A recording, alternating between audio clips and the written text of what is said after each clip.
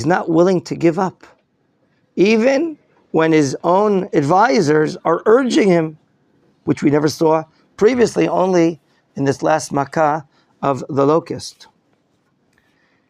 There's a very important educational principle that I learned from my dear father, Rabbi Horowitz, that we should mention right now, and it's for our better situation and those that are surrounding us. When we're in a particular difficult situation, and we see that, you know what, maybe it does pay for us to give in, to acquiesce, levater, to compromise.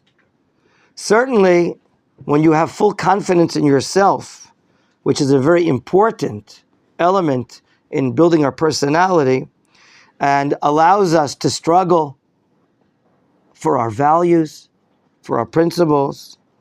But what happens that if we stand on our opinion and our decisions, it might cause destruction. We have to consider to give in or not give in. Paro, we're not here talking about spiritual ideology. We're not here talking about values. Here we're talking about his economic situation. He's so stubborn, he doesn't give in. And when you're so stubborn in a total way like he is, then it can be self-destructive. And therefore, it's upon us, when we're learning this, contemplating and internalizing about this dialogue between Moshe and Paro, we have to understand, where does this behavior of Paro stem from? Where is it coming from?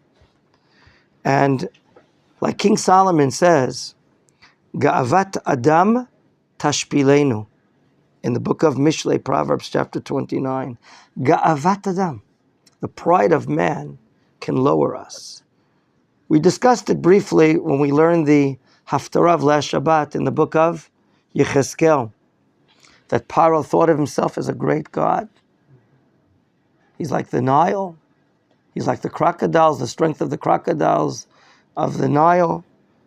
So when a person thinks of himself so highly, full of braveness, full of self-pride, it can only bring disaster to him, like right now. This great Egyptian empire, which certainly has a lot to contribute to the world, at least economically, not the ideology, not their values, their coarse and their terrible culture, but they were a powerhouse economically in the world. There must have been a lot of barter, a lot of trade going on in this side of the world. It's the only side of the world that we know is settled. And here, he is causing self-devastation. And Paro, therefore, is a terrible Rasha, stubborn, full of pride, exaggerated pride, and therefore, he's right now being affected economically to a great extent. And the show is not ended. We're now up to Makkah number 9, that apparently, like the Arbe, coming from the air, and the one before it, Barad, in the last subset, remember Rabbi Yehuda divided the 10 Makot into how many sets? 3 sets. Datzach, Adash, Be'achav. So the last set, Barad, Arbe, both stem from aerial forces, from the air. What about the one that we're reading now, Choshech? Let's read.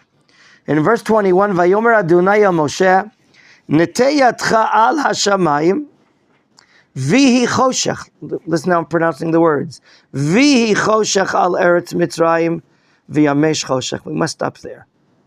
We asked Steve 20 minutes ago to be Moshe Rabbeinu and raise his hand to Shamayim. We're going to ask him to do it again. What's in your hand? I didn't see it. Now I see it. Okay. Okay. So we assume that it's the hand that seizes on to his mateh. And the Torah speaks in short. It doesn't have to tell us the yad with the mateh, but the yad that seizes the mateh. So we assume every time that he stretches out his hand? We could assume that. We could assume that. We're going to go back and review this when we get up to Makat Bechorot in the middle of the week, and then review the chart that we have. And there's going to be Choshech al Eretz Mitzrayim. If that is the order, if you can really hit the heat so some of us don't pass out, okay? Then, why do I need the last two words? V'yamesh Choshech. V'yamesh Choshech. I want to raise the question since some of you are now back with me. If the command is to bring Choshech al Eretz Mitzrayim, why do we need V'yamesh Choshech? So Ibn Ezra says the following. And the question I want to raise to you is the following. Is the existing new plague, Aleph, the lack of light? The absence of light? In other words, the sun, the stars are not utilized, cannot be utilized. They have no usage right now. Is it the absence of the light? Or rather, is this choshech a creation in and of itself? Does the choshech have matter? Is it of substance? And that's what the Ibn Ezra wants to say. The Ibn Ezra wants to say in his commentary to answer the last two words of the pasuk V'yamesh Choshech. He says, and I'm quoting, Shimasheshu biyadam hachoshech shekol kach ye'av ki ha'or shel eish lo yidalek velo haner. V'yamesh from the word mamash, or as they say in Ashkenazi countries, mamish. Mamash. In other words, the choshech is of substance. It's so thick that it's even impossible to light a candle, to flicker a light. And because it's so thick and of substance, the Ibn Ezra says it is a creation in and of itself. And that is taught to us, he says, from the last two words of the pasuk, V'yamesh Choshech. And therefore the meaning, V'yamesh, meaning mamash. Okay? Rashi alludes to that it's darker than the darkness of light. It could be that he's agreeing, it could be that he's not agreeing, but there is an ending commentary by Rashi at the end of the pasuk that he does bring a midrash that it was double up, that it was of reality, of substance. So the midrashic understanding is like the simple meaning that Ibn Ezra has. Okay, is there a warning here, gentlemen? No. How do you know that?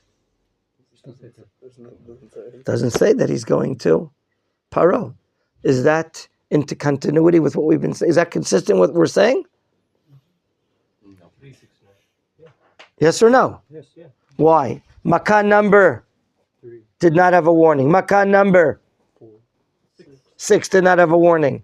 And now this is Makan number 9. So it's consistent, isn't it? It's consistent, what we learned. Pasuk Kaved, verse 22, we're going on.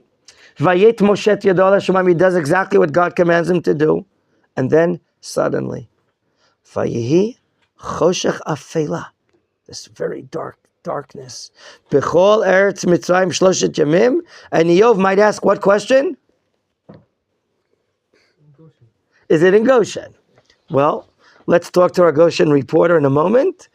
V'vakasha, Pasuk Kav Gimel, let's see what happens. First of all, we're told about the duration. Shloshet Yamim. And now it says in Kav Gimel 23, Lo ra'u ish et achiv, velo kamu ish mitachtav shloshet yamim. U'lechol b'nei Yisrael tantaran haya or b'moshvotam. What's the answer to your question? Not only I have a question. Is it only in Goshen or the Bnei Israel who's outside Goshen also has light? So here it says Ulechol b'nei Yisrael. It didn't say, and into Eretz Goshen there was light. It says Ulechol b'nei Yisrael. And what did we learn in the beginning in Shemot Aleph? Vatimalei haaretz otam. The land of Mitzrayim is filled up with Hebrews all over the place. So the answer to your question is, sir? I don't hear. They had lights. Where? Everywhere. Everywhere. Now, isn't there a midrash that says that the Israelites were taking all of the we're going to get to that. Beautiful. We're going to get to that. My question to you is there a term that's repetitive here? What does Mechalari mean by that? Just clearing your throat. I bet. Oh, sure. You can't fool me. You know the answer. No. Oh, okay. Is there a term that's repetitive? In this pasuk, or? I'm not going to answer that question.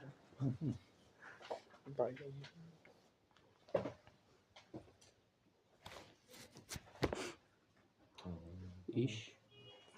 The ending of the last pasuk is that this choshech lasts sheloshet yamim. And now we're told in 23 Kav Gimel, no one can budge sheloshet yamin. Why do we have to know it a second time? Rather, no one can see one another for 3 days, yet they could have mobility. The next 3 days was so dark, it increased, that no one could be mobile. No one could move. Do you see the wording? Velo kamo ish mitachtav.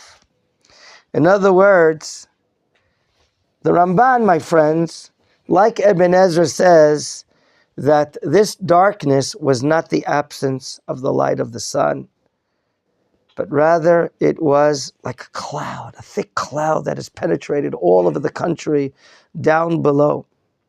And nothing can be lit, but no one can be moving, and it's increasing to the extent that what? That the entire duration of this Makkah is 6 days. Where the last 3 days, it's even doubling up, and no one can even budge. We can ask ourselves, why? Why? Choshech, which is the opposite of or, and we understand and see that distinction in the Havdalah, Hamavdil ben Kodesh L'chol, bein or L'choshech.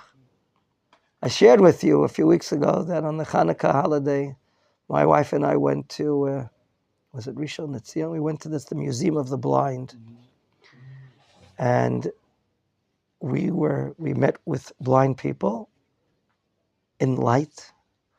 And then we were led to various rooms, guided by a blind counselor, and given a sense for an hour and a quarter or an hour and a half, what does it mean to be blind? And only relying on the power of touching. And it was fascinating. And a person with faith in God understands this is what Hashem wanted, that I don't have the power of sight, yet I can touch, I can taste, I can feel. And they're thankful for what they have. But if God gives us light, or is tov, is goodness, we see God's creation, we see the plant world, the vegetative world, we see the world of life, animals and man, and so on and so forth, and we see the power of God. It's so good and so great. You have to be blind not to see the goodness of God. And here, Paro and his nation have been so evil, have really brought down the curtains on a people that, what wrong did we do to anyone? But they volunteered to put us into servitude and afflict us and murder us. And therefore they don't deserve light. And they're given something that they never, ever experienced. Not for an hour and a half, but for 6 days. And they're frozen. They can't move.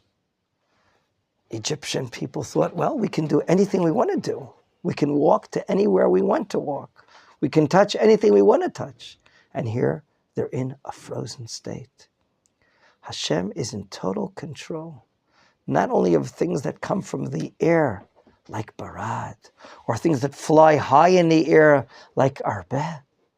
Hashem closes the curtains from the sun, the moon, the stars, and brings dark clouds into the world that they can't even budge. There's so much substance.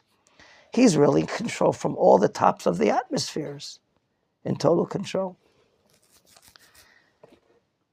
You brought a midrash, Gedalia, that the Jewish people, their situation is not good.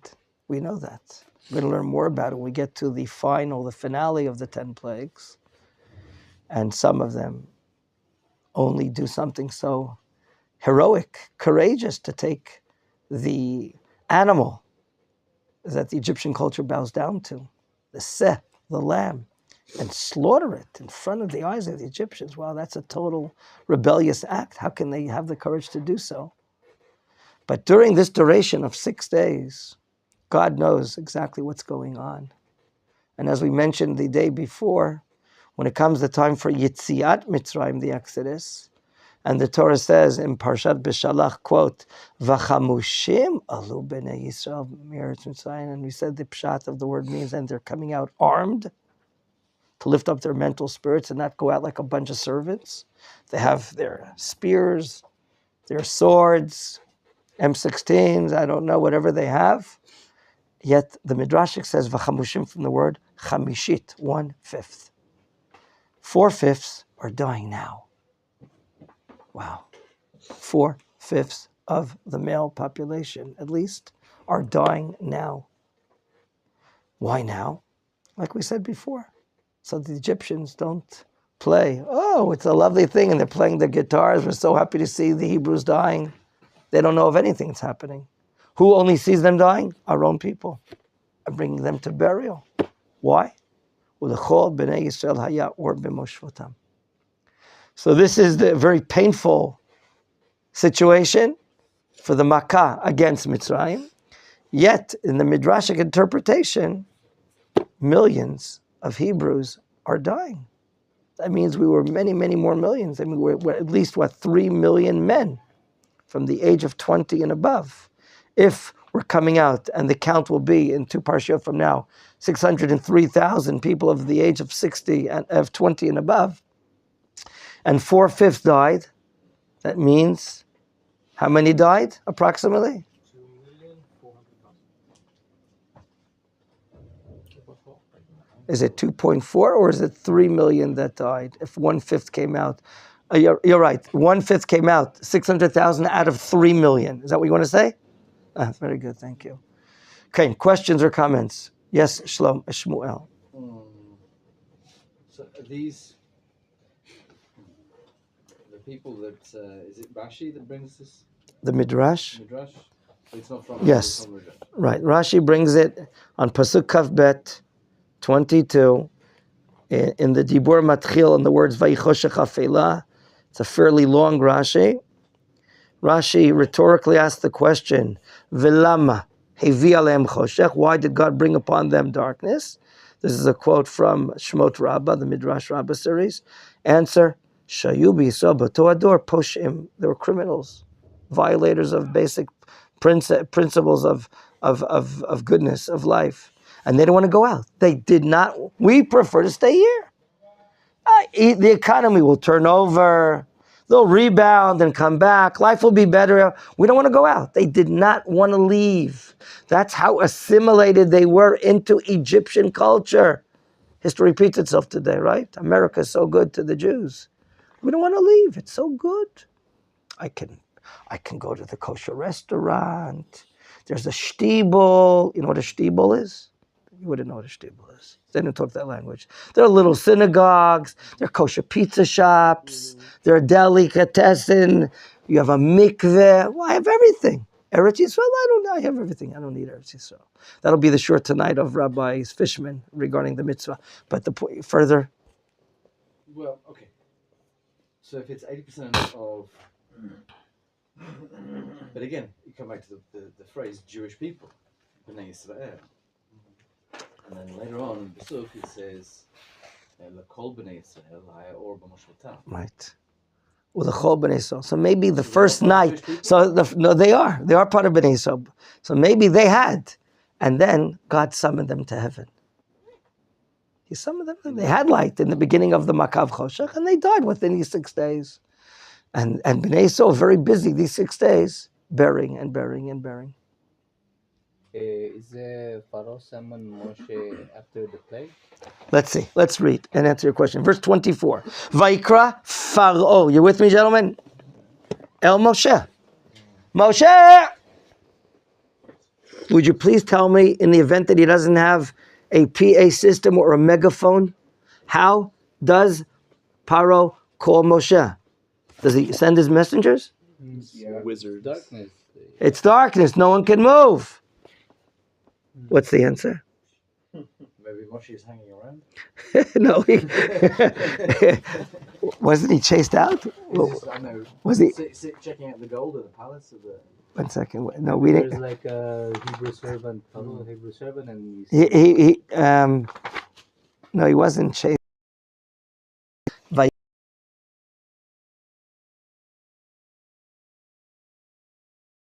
You know what? They were so Egyptian that they were part of his advisors. There was a former student that studied partly here that unfortunately passed away at a young age last week. And he told me a few years ago when he learned in our department for a short period of time that his grandfather's uncle was an advisor for Stalin. His grandfather's uncle was one of the advisors, his Jewish advisor of Stalin. And he said as a joke that if Stalin would leave the room and all the advisors would stay, they would have a minyan for mincha. You understand what I'm saying or not? yeah. A lot of them are Jews. A lot of them are Jews, exactly. It was a joke. I don't think they were not praying, but if theoretically, afterwards. If theoretically, what? It's a sad joke, that's correct. Okay? So Pharaoh doesn't. Paro has Hebrews as part of his advisory board, and he sends them to call Moshe. Vayomer, and he says to them, L'chu ivdu et Hashem, whatever you want, go serve your God. Rak. But I want you to leave tight here. Tzonchem uvekarchem yutzag. Leave them here. Your tzonim bakar, your sheep and your cattle. Why? What is Paro interested in assuring? They want to come back. Gam tabchem yelech imachem. He goes back to what he said before. Your children shouldn't go. Let them go. What does Moshe say? He's a tough negotiator. Let's all read bivakasha out loud. Pasuk Kafei 25. Echat, shtayim, shalosh. Vayomer Moshe, gam ata titein biyadenu zvachim ve'olot ve'asinu ladunai Eloheinu. Meaning, hey buddy, not only are we taking our animals, but you're going to be supplying. You're going to be supplying more animals. And that's what he adds now. V'gam mikneinu, from our livestock, yilech imanu. And look at the term he uses, lo tishe'er mimenu nikach, we're going to take it all. La'avod et Hashem Elokeinu, for the purpose of serving our God. And now, that's a lot of livestock. So if we stop here and now say, Paro would argue, but what do you need so much? You don't need that much. What will Moshe answer? V'anachnu lo nida ma navod et Hashem ad boenu shama. Look, we don't know precisely what are the instructions of how much we have to sacrifice. We have no idea. And when will we know? When we arrive at the mountain in the Midbar. Therefore, we have to take all of it. This is the negotiation of Moshe Rabbeinu. Tough negotiator, huh? Pasuk, Kav Zayin, verse 26. Vayichazek Adonai lev Paro, velo ava l'shalacham. Okay? Velo ava l'shalacham. Now, this is it. Again, opposition, not to send out Israel. His will is, I don't want to send them out. Vayomer lo Pharaoh, lech me'alai. He's fed up. Get out of here.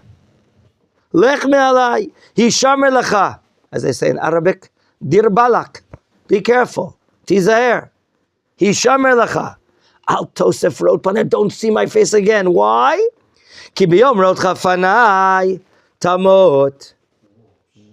Uh-oh, that's a threat. The next time you see me, you're going to die. Vayomer Moshe, kein dibarta. Fine. Lo asif od rot panecha. And now we have a problem. Because in the next chapter, when God speaks to Moshe, he's basically sending him to Paro. Because what does Moshe say to Paro? In verse 4 and on, he speaks to him again. Okay? He speaks to him again. But didn't he say, don't see me? Okay? For this and more in our next shiur. And